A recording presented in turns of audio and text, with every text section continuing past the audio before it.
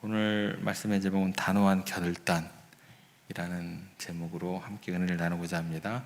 조금 더 내용을 더 구체적으로 설명을 드리면 겸손과 고난의 상관관계, 이 정도가 될 것 같습니다. 겸손하고 고난이 왜 우리 가운데 필요하고 또 주어지게 되는지 그 내용을 가지고 좀 생각을 해보고자 합니다. 지금 우리가 읽었던 본문은 이제 시작은 이렇게 되죠. 예수님께서 제자들이 이제 다투는 모습을 보게 됩니다. 누가 서로 크냐라는 어떤 그런 이야기, 다툼이 진행되고 있을 때 어쩌면 예수님께서 너무나 상징적인 어떤 모습을 취하세요. 크냐라고 이야기를 하니까 큰 사람과 전혀 반대되는 그런 작은 사람, 누구죠? 어린아이 한 명을 그들 가운데 세워놓고 이제 말씀을 하시는 그 어떤 그 그림을 한번 그려보세요. 누가 크냐라고 이야기를 하니까 야, 작은 아이 데리고 와가지고 그 가운데 세워놓고 굉장히 뭐라 그럴까요? 그 그림 자체, 시작 자체가 굉장히 상징성이 있다라는 것입니다. 그 당시 제자들이 이제 예수님의 그 모습을 항상 봤을 거 아닌가요? 그죠? 어떤 말씀을 하시고 예수님께서 뭐 연약한 자들, 또 이렇게 함께 어울리지 못하는 사람들, 또 약한 사람들, 또 어린아이들 귀하게 여기시고 가까이에서 말씀을 들었고 예수님의 그 모든 어떤 사역의 모습들을 봤던 그런 경험을 가까이 했음에도 불구하고 여전히 제자들이 누가 큰지에 대해서 이제 논쟁을 벌이고 있었다라는 것입니다. 모든 예수님의 그 가르침의 그 핵심, 또 그 가장 큰 덕목은 뭐냐면 겸손이다라는 것이죠. 자기를 비움, 낮아짐, 겸손, 이렇게 연결되는 그 모든 어떤 말씀과 또 그 행함, 또 그 모든 모습이었다라는 것입니다. 그래서 예수님께서 누구든지 이 어린아이와 같이 자기를 낮추는 사람이 천국에서 큰 자니라 라고 이렇게 이야기도 하셨고, 겸손이라는 것은 어떠한 그 명확하지 않은 것이 아니고 우리의 마음을 하나님 앞에서 낮춤으로부터 시작되는 게 이제 겸손이다라는 것이죠. 그리고 그렇게 하나님 앞에 낮추는 마음이 있을 때 우리가 다른 사람을 존중히 여길 수 있는 그런 게 겸손의 그 모습이다라는 것입니다. 이처럼 하나님 나라에서 큰 자가 되는 길은 뭐냐면 자기를 낮추는 사람, 그게 겸손한 사람이다라는 것입니다. 그러니까 하늘에서 큰 자가 자기를 낮추는 사람이고 겸손한 사람인데 하나님 보시기에 그 겸손한 사람을 함부로 대하면 어떻게 돼요? 굉장히 꼴보기 싫겠죠, 그죠? 하늘에서 큰 자인데, 귀한 사람인데, 우리들이 약하고 작은 사람들을 힘들게 하는 것은 하나님께서 정말 싫어하는 것이 된다는 것입니다. 그러니까 예수님께서 오늘 얘기하시는 것 보면 굉장히 강해요. 단호한 결단. 이를 악물고라도 결단을 해야 된다는 것이죠. 단호한 결단을 하더라도 작아져야 되고 꼭 필히 겸손해져야 됨을 이렇게 말씀하고 계신다라고 이야기 되어집니다. 저 혼자만의 추측입니다. 이건 저는 성경적 근거는 없는데 중간에 없음 있잖아요. 더 강한 말씀이 있지 않았을까? 이건 추측이에요. 이거 성경적으로 막 공부해서 그런 건 아니에요. 오해하시면 안 되고. 그러니까 무슨 수를 써서라도 우리가 스스로 자신을 겸비하지 않으면 정말 구원의 길에서 멀어질 수밖에 없는 것이니까. 왜냐하면 하늘나라에서 정말 귀한 사람, 이 자기를 낮추는 사람이고 비우는 사람이고 연약한 사람이고 겸손한 사람이기 때문에 굉장히 겸손함에 대해서 단호하게 우리가 결단이 있어야 되지 않나라는 생각을 듭니다. 그래서 예수님께서 작은 자 한 사람이 얼마나 중요한지를 강조하시면서 중요한 그 작은 자 한 명이라도 실족하게 하면 연자 맷돌이요. 그냥 맷돌도 무거워서 그냥 가라앉을 텐데 나귀가 끄는 그 정도의 맷돌, 연자 맷돌.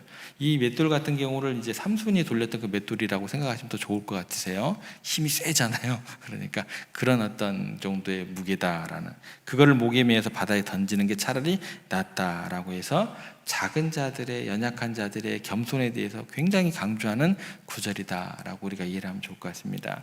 그래서 다른 죄에 대해서는 자기 자신이 지은 죄나 하나님께 지은 죄에 대해서는 용서받을 길이 있지만서도 또 그 죄를 회개함을 통해서 긍휼의 길이 열릴 수도 있겠지만서도 스스로 자기를 높아지려고 하는 것은 뭐예요? 하나님이 그 사람을 치는 게 아니에요. 자기 스스로 높아지려고 하는 순간 자꾸 뭐예요? 그 순간 하늘나라하고 내가 거리를 두는 거예요. 그죠? 하나님과 내가 자꾸 멀어지려고 하는 거예요. 왜요? 겸손이라는 것은 하나님 앞에 자신을 낮추는 거예요. 내가 스스로 겸손하지 못한다는 것은 내가 하나님으로부터 자꾸 멀어지는 거예요. 저리 가세요, 저리 가세요. 이겁니다. 그래서 하늘나라 개념도 항상 말씀드립니다. C.S. 루이스가 하나님께서 우리를 너 잘못했으니까 지옥에 던질 거야, 이게 아니에요. 그들 스스로 마음의 문을 닫고 빗장문을 거르는 거예요. 하늘나라는요, 우리들이 빗장문을 스스로 걸으면 못 들어간다라는 거예요. 천국의 개념을 그렇게 설명을 합니다. 하나님께서 막 괘씸해가지고 너희들 막 지옥불에 내 던질 거야, 이 개념이 아니다라는 거예요. 예. 우리가 스스로 높아지려고 하고, 또 그렇게 높아지려고 하다 보면 다른 사람을 실족하게 만드는 것은 자연스럽게 따라오는 것입니다. 예. 그런데 그런 것들 자체가 정말 용납하기 힘든 그런 죄가 된다라는 것입니다. 이 모든 것에서 자유하기 위해서는 우리가 어떤 방법밖에 없냐면 정말 결단하는 것밖에 없어요. 어린아이처럼 낮아지는 것, 항상 그 방법밖에 없습니다. 그런데 문제는 뭐냐면 이 겸손이라는 게 참 쉽지가 않다라는 거예요. 쉽게 얻어지는 덕목이 아니다라는 거예요. 우리의 본성 자체가 늘 어떻게 돼요? 자신을 높이려 하고 다른 사람보다 우위에 서려고 해요. 그래서 최초의 범죄가 뭐예요? 뱀이 와가지고 뭐라고요? 네가 하나님같이. 예. 그게 뭐예요? 처음 범죄함이에요. 창세기나 하나님같이. 인간의 본성 자체가요, 잠깐 우리가 놓치면 어떻게 돼요? 하나님같이 되려고 해요. 높아지려고 해요. 이게 본질이라는 거예요. 인간의 본성. 다른 사람보다 우위에 서려고 하고. 예. 그래서 우리가 일상생활에서 자신의 성취나 지혜에 대해서 막 자랑하고 싶어요. 예. 그리고 또 마음 먹고 겸손해지려고 노력을 해도 본성 자체가 쉽게 교만해진다라는 거예요. 항상 말씀드리는 게 뭐냐면 내가 겸손해졌다고 느끼는 순간에도 오히려 내가 그 겸손한 그 모습 때문에 내가 어떻게 돼요? 넘어져요. 내가 겸손을 잘했는데 내가 겸손했어 라는 이게 하나의 자랑이 되는 순간이 되어버리더라는 거예요, 이게. 그래서 인간의 본성에서는 어려움이고 겸손해지는 게 쉽지 않다라는 것입니다. 그래서 오늘 예수님께서 겸손해지기를 원하시는 어떤 그런 것들을 위해서 굉장히 극단적인 비유를 쓰십니다. 9장 43절에 보시면 만일 너의 손이 너를 범죄하게 하거든 찍어버리라. 장애인으로 영생에 들어가는 것이 두 손을 가지고 지옥 곧 꺼지지 않는 불에 들어가는 것보다 나으니라. 예. 겸손하기 위해서 얼마나 결단이 필요한지 굉장히 강하게 말씀하십니다. 그래서 예수님께서 우리가 자신을 겸손하기 위해 필요한 어떤 조치든 취해야 한다고 강조를 하십니다. 매우 극단적인 어떤 그 말씀이시지만 겸손의 중요성에 대해서 굉장히 강조하신다라는 취지로 우리가 이해를 하면 될 것 같습니다. 그래서 영적인 생명이 육체적인 디세이블죠, 불편함보다 낫다라는 거예요. 약간의 불편함, 더 중요하다는 것을 말씀하는, 영적인 장애보다 육적인 장애가 더 낫다라는 것입니다. 겸손하기 위해서 필사적으로 노력을 해야 된다라는 것을 의미합니다. 그리고 이 부분에 대해서 하나님께서 어떻게 우리에게 적용을 시키냐면 낮추시는 방법 중에 하나가 뭐냐면 인생 가운데 있는 고난을 허락하시는 거예요. 뭔가 부족한 게 있어야만 우리 인간들은 스스로 우리가 피조물됨이 우리가 우리의 모든 것이구나 라고 인정을 하게 된다라는 거예요. 그래서 나도 다른 많은 사람들, 또 저 약한 사람들, 또 많은 고난당하는 사람들과 별반 다를 바가 없구나. 그때 느끼는 순간은 고백하는 순간이 안 돼요. 고난 당할 때 빼고는 안 됩니다. 그게요. 다른 사람들과 나를 같게 생각하거나 다른 사람보다 나를 겸손하게 낮출 수 있는 것은 절대 생각으로, 이론으로, 결심으로 되는 게 아니에요. 우리의 삶으로, 우리의 인생으로, 우리의 몸으로 자기가 감당할 수 없는 자신의 한계를 늘 안고 살아갈 때에 신기하게 그 순간 우리는 하나님을 더 가까이 하게 되는 거예요. 여러분들, 우리가 아무런 염려나 근심 없을 때 더욱 하나님을 가까이 할 수 있으면 너무나 좋죠. 근데 이게 쉽지 않다라는 거예요.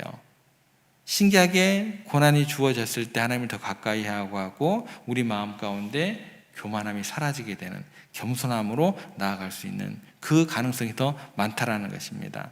그래서 우리의 인생 한 사람 한 사람을 다 보면은 고민 없는 사람이 없어요. 한두 가지씩 해결을 받지 못하는 문제를 안고 살아가게 됩니다. 왜 그러냐면 바로 그 단점이나 약점이라는 것이 사람을 겸손하게 만들기 때문이다라는 것입니다. 그래서 육체적으로 연약한 사람들이 더욱더 인품이 고매한 경우로 굉장히 많이 보게 되고, 경제적으로 어려움을 겪었던 사람이 더욱더 자기를 낮추는 그런 사람들을 많이 보게 됩니다. 그렇다고 해서 가난한 사람이 다 겸손하고 가난한 사람이 다 교만하다, 그런 건 아니에요. 또 부자라고 해도 교만하다는 게 아니고 부자이면서도 겸손할 수 있다는 것입니다. 그럼에도 불구하고 겸손이라는 것 자체는 뭐냐면 쉽게 얻어지는 것이 아니고, 고난을 통해서 우리가 그 우리의 교만을 정화시키고 하나님께 더 가까이 만들어가는 그런 도구가 될 수 있다라는 것입니다. 그래서 우리가 고난을 통해서 우리의 부족함을 인정하고 그 가운데 하나님의 은혜를 발견할 수 있는 그런 신앙의 영역, 그런 신앙의 눈이 있다고 한다면 그 분은 복받은 사람이다라는 것입니다. 이 영역 자체가 쉽지는 않아요. 그래서 이사야서 48장 10절에 보면, 이사야서 48장 10절에 보면 이렇게 말씀하십니다. 보라, 내가 너를 연단하였으나, 연단이에요. 고난이라는 것은 내가 너를 연단하였으나 은처럼 하지 아니하고 너를 고난의 풀무불에서 택하였노라. 고난을 우리에게 연단하시기도 주신다는 거예요. 내가 선택했다라는 거예요.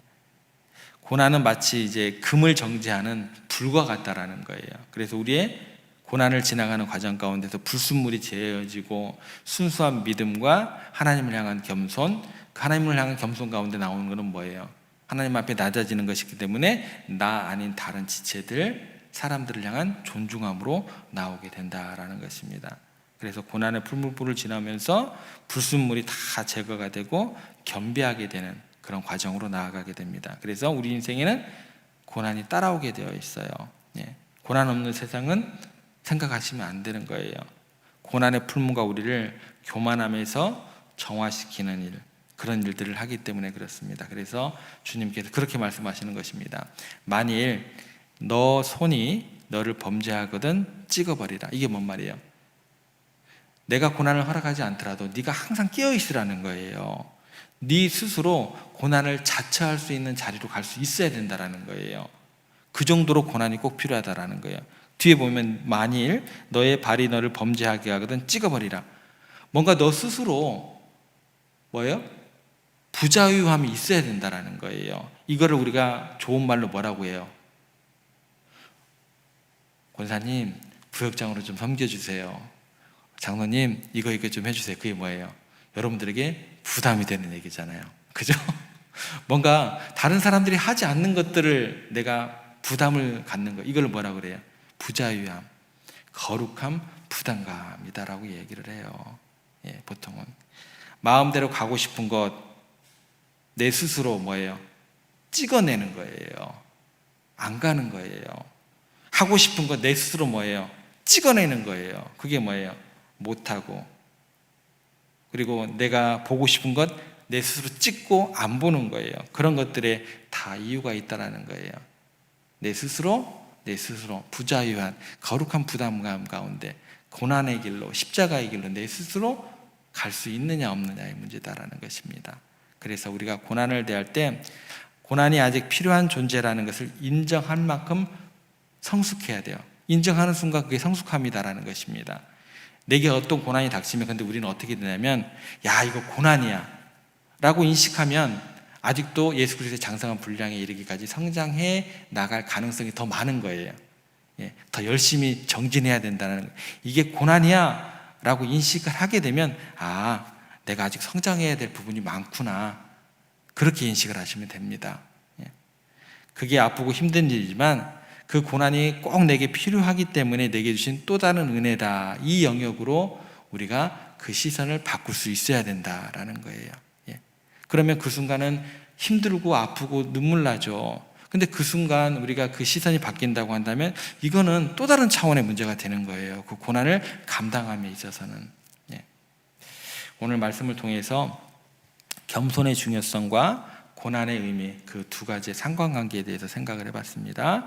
겸손은 쉽게 얻어지는 것이 아니기 때문에 때로는 하나님께서 고난을 통해서 우리를 겸손하게 만드시는 과정일 수 있다라는 것, 하나님께서 우리를 연단하기 위해서 그 길로 인도하셨다라는 것은 그게 힘든 길이겠지만서도 더욱더 은혜의 또 다른 측면이다라고 우리가 그 마음 가운데 그 하나님의 말씀을 듣는 그런 시간이 되기를 간절히 소망해 봅니다. 우리에게 주어진 고난이 아프고 힘들더라도 그것들을 통해서 우리를 겸손하게 만드시고 하나님께 더욱더 가까이 가게 하는 은혜의 도구임을 그렇게 생각을 하시고 우리의 부족함을 인정하고 그 안에서 하나님의 은혜를 발견하면서 비록 힘들고 어렵고 눈물 나고 더욱더 주님 붙들게 되는 그런 시간이 되겠지만서도 그 안에서 주님의 음성을 통해서 위로받고 그 안에서 더욱더 주님께서 말씀하신 것처럼 장성한 분량에 이르기까지 성장해 나가는